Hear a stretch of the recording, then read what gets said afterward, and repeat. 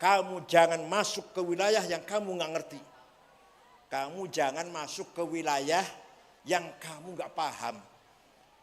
Nggak ngerti politik, jangan politik. Nggak ngerti berbisnis, jangan berbisnis. Paham bukan? Nggak ngerti agama, jangan fatwa. Nggak ngerti agama, fatwa. Salah semua nanti.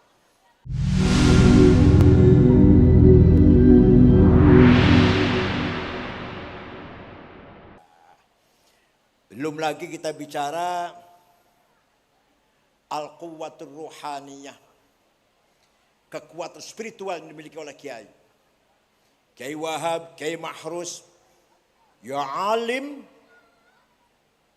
intelek, ya aktivis, pejuang, ya sakti. Masya Allah. Kiai Wahab, Kiai Mahrus, dua orang ini. Kiai Mahrus Lirboyo. Saya santrinya. Ya alim, ya aktivis, ya sakti, ya kaya. Yang gak miskin banget gitu loh. Levelnya Kiai kaya lah levelnya Kiai. Kiai Mahrus mobilnya motornya sampun merek Peugeot. Waktu itu wah tahun 70 orang punya sedan Peugeot luar biasa.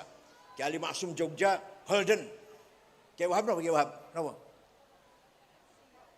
Sepeda motor. Opel. Lalu Kiai sudah kaya lah pada zamannya. Walhasil tapi beliau itu mempunyai al-quwwatur ruhaniyah.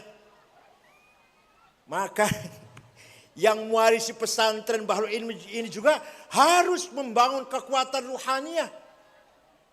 The power of spiritual. Akan melahirkan the power of idea. Pertama, kita harus memperkuat basirah. The aim of heart. Setiap manusia punya basirah. Bal insanu ala nafsihi basirah. Apa itu basirah? The eye of heart, penglihatan batin. Gunanya itu apa? Untuk fa'alhamaha fujuraha wa taqwaha. Membedakan mana baik, mana buruk. Kiai harus punya mata hati. Oh ini santri yang beling ini. Oh ini santri cerdas. Oh ini santri baik. Oh ini santri enggak baik. Harus tahu itu. Oh tamu ini mau tamu baik-baik ini. Oh ini tamu ini nipu ini. Menjilat ini. Saya itu betul. Ki Hasim jaringan. Tamu macam-macam kan tamu ini. Oh tamu ini datang ke sini karena politik ini, nggak ada yang lain. Ketua NU harus begitu. Ketua umum PBNU harus punya basirah. Harus punya basirah. Ya nyung sewu. Waktu 212, Habib Rizik mau datang ke PBNU, saya tolak. Kalau mau ketemu saya di luar ayo, di restoran dari mana. Cuma kan nanti kalau datang ke PBNU, nanti dia ngomong, semua umat Islam Indonesia termasuk NU di tangan saya. Gitu nantinya. Paham betul? Saya bilang. Dan saya satu-satunya orang yang berkata terang-terangan 212 bukan kebangkitan Islam. Kenapa? Karena sholat Jumatnya di Monas, tidurnya di masjid. Misalnya dari Jombang mau berangkat. Mau kemana? Mau ke Jakarta. Mau apa? Sholat Jumat. Di mana? Di Monas. Lalu nanti malam tidurnya di mana? Di masjid. Coba kebalik nggak itu? Nanti malam tidurnya di mana? Di hotel mana nanti malam tidurnya? Enggak di hotel, di masjid. Semua masjid di Jakarta dibuka pintunya. Semua bukan hanya Istiqlal, bukan. Untuk menjadi tempat tidur orang-orang yang akan sholat Jumat besok di Monas. Dengan demikian jelas sekali bukan Nahdlatul Islamiyah. Bukan kebangkitan Islam. Jelas politik. Sholat Jumat politik. Itu hanya saya yang terang-terang seperti itu. Hanya saya. Yang lain barangkali sama pendapatnya. Tapi yang terang-terang ngomong gitu hanya saya. Itu dari mana? Ya nyun sewu ini contoh. Nyun sewu, buatan kalau sombong lah. Ini dari basirah. Dari basirah saya tahu. Bukan ada yang ngajarin, bukan. Bukan ada orang yang ngajarin ngandani saya, enggak ada.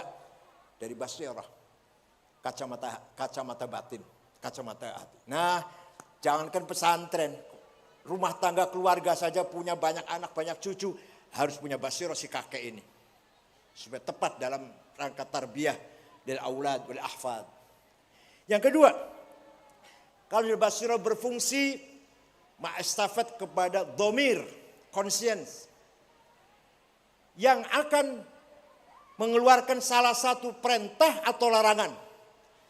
Kalau basirah mengatakan itu baik, if'al. Yang ngomong if'al siapa ini? Domir namanya, moral, conscience. do it. Kalau ente tahu, basiroh kamu tahu, itu jelek, itu melanggar, la taf'al, don't do that. Itu yang ngomong domir namanya, conscience.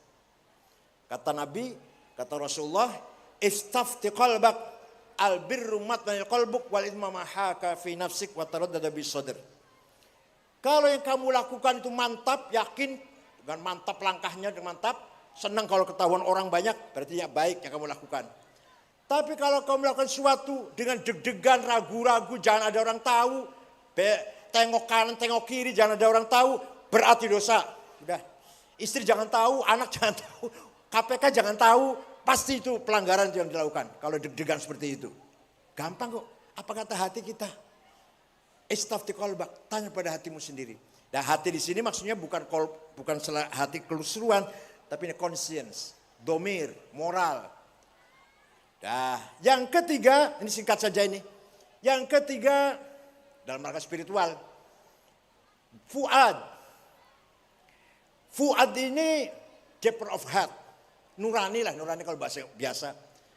Apa itu? Maka dabal fuadu ma ro'a.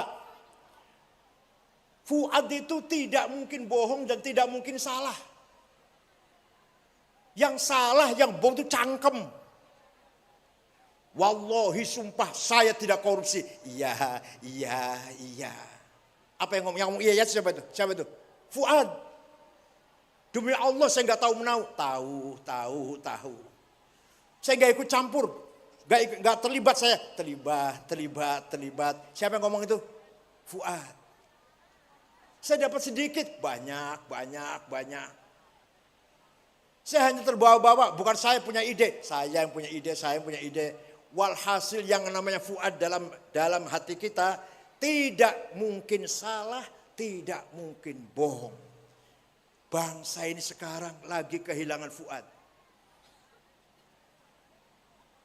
Ya, Masya Allah. Terjadi hal-hal yang tidak layak terjadi di muka bumi Pancasila. Bapak merkosa anaknya, anak membunuh ibunya, geng motor tawuran, apalagi kiai merkosa santrinya. Enggak, ya bukan tembak beras, bukan. Tembak beras. Terjadi hal yang tidak, semuanya kehilangan fuad. Polisi, bandar narkoba, coba kalau luar biasa kan. Hakim bisa disuap. Saya ngobrol sama orang Jepang, bahwa di Indonesia hakim bisa disuap, kaget orang Jepang. Oh bisa ya, di Jepang gak ada hakim bisa disuap itu. Di Jepang gak ada. Ya Allah. Geng motor, tawuran, narkoba. Tiap hari ketangkep, tiap hari ada terus. Kita bangsa lagi rusak. Dalam sisi spiritual, hancur kita ini. Nabi Muhammad, sifat yang wajib ada 4. Nomor 1, sidik jujur. Ada yang ngomong, yang wajib sidik jujur itu Nabi. Kalau kita bukan Nabi. Jadi, yang wajib jujur itu Nabi. Kalau kita bukan Nabi, jadi tidak wajib jujur gitu. Walawittaba'al haqqu ahwa'ahum lafasadatis samawati wal ardu wa man fihin. Kalau kejujuran dikalahkan oleh kepentingan, hancurlah tatanan kehidupan di dunia ini. Yang korupsi 100 juta merugikan negara.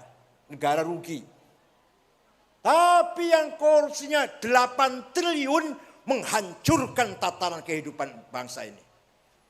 Itu hukumannya harus innama jazaa'ul ladzina yuharibuna Allah wa rasulah wa yas'auna fil ardi fasada ay yuqattalu aw yusallabu aw tuqta'a aydihim wa arjuluhum min khilaf aw yunfaw min ard. Yang korupsi 100 200 juta di penjara, entah berapa lah, terserah berapa tahun. Tapi yang korupsi 8 triliun kalau terbukti yuqattalu, bunuh, yusallabu, salib, tuqta'a aydihim wa arjuluhum min khilaf, potong 2 tangan 2 kakinya, yunfal ard, buang ke laut.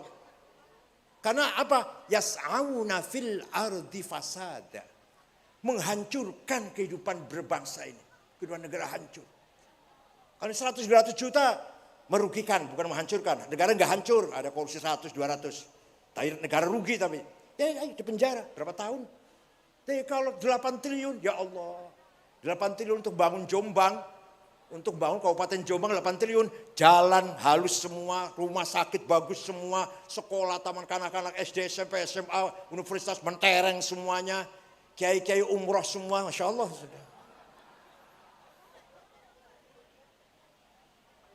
Nah itulah yang kita sedang hadapi seperti itu. Saya orang yang tidak tertarik bicara politik. Silahkan yang hobi berpolitik, yang ahlinya berpolitik silahkan. Saya tetap ingin ya menjadi orang yang peduli dengan keadilan, dengan kebenaran. Saya aktif di BPIP, Badan Pembinaan Ideologi Pancasila, sebagai anggota Dewan Pengarah yang dipimpin oleh Bu Megawati dan Pak Tri Sutrisno. Alhamdulillah bisa ikut andil dalam membina ideologi Pancasila. Insya Allah sebentar lagi bukunya udah siap, akan terbit panduan pelajaran Pancasila dari taman kanak-kanak sampai universitas dan juga untuk masyarakat umum. Insya Allah sebentar lagi.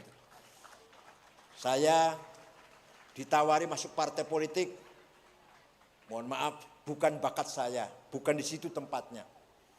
Bukan tempat saya berpolitik. Nanti malah kalah dengan senior-senior nanti. Kalau saya masuk PKB, ya kalah dengan Pak Muhaimin. Cara berpolitiknya lu ya. Tapi kalau ngaji, ayo, nggak akan kalah saya insya Allah. Kalau ngaji. Walhasil orang tuh harus tahu di mana tempatnya yang benar. Wala taqfu ma laisa laka bi'ilm, inna sam'a wal basar wal fuada kullu ulaika kana an mas'ula. Kamu jangan masuk ke wilayah yang kamu nggak ngerti. Kamu jangan masuk ke wilayah yang kamu nggak paham. Nggak ngerti politik, jangan politik. Nggak ngerti berbisnis, jangan berbisnis. Paham betul? Nggak ngerti agama, jangan fatwa. Nggak ngerti agama, fatwa, salah semua nanti. Kalau di pesantren lagi, waduh, bukan ahli agama di pesantren. Ya sudah, nggak karu-karuan, salah semua. Walhasil, mudah-mudahan pemilu yang akan datang fi amnin wa aman. Siapa yang menang itulah presiden kita.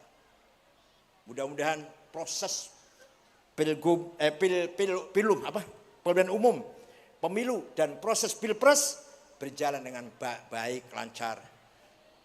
Mari kita bercermin. Afghanistan 40 tahun perang saudara. Suriah sudah 25 tahun. Ada Syiah, ada Sunni, ada Jabhatun Nasrah, ada ISIS, ada Al-Qaeda, ada Alawiyin. Macam-macam di Suriah itu, saling perang. Di Irak belum selesai masih. Yaman masih bergejolak. Yang baru-baru saja ini, baru bulan-bulan ini, Sudan. Antara tentara pasukan elit melawan pemerintah yang sah, tentara juga pemerintahnya. Perang saudara.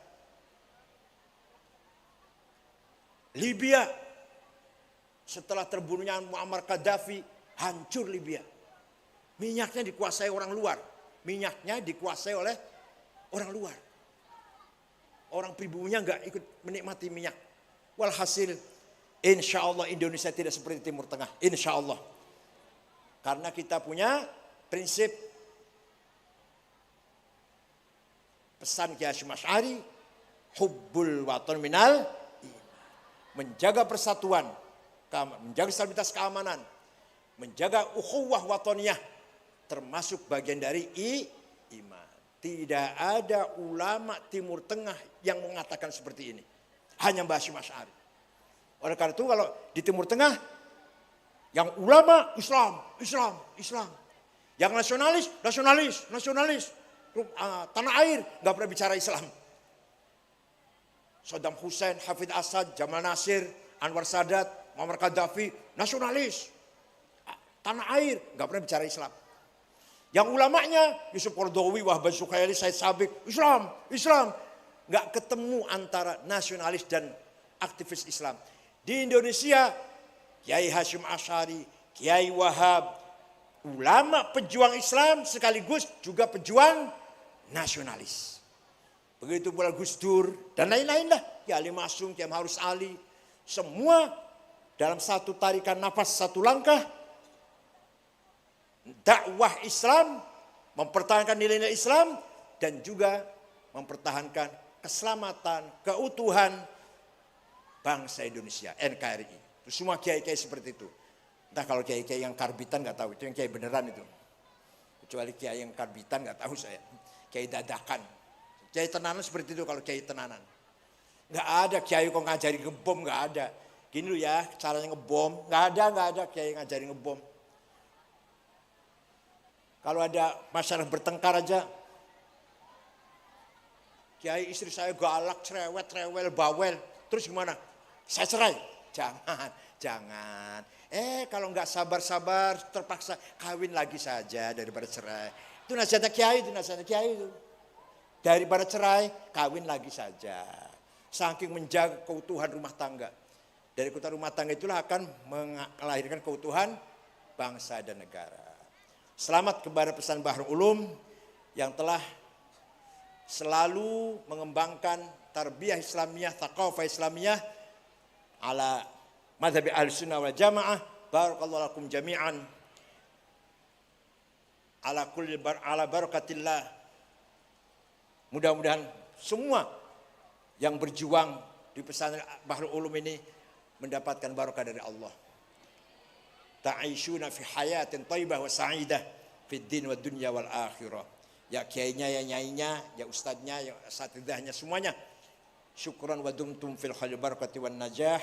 Wallahul muwaffiq ila aqwamit thoriq. Wassalamu alaikum warahmatullahi wabarakatuh.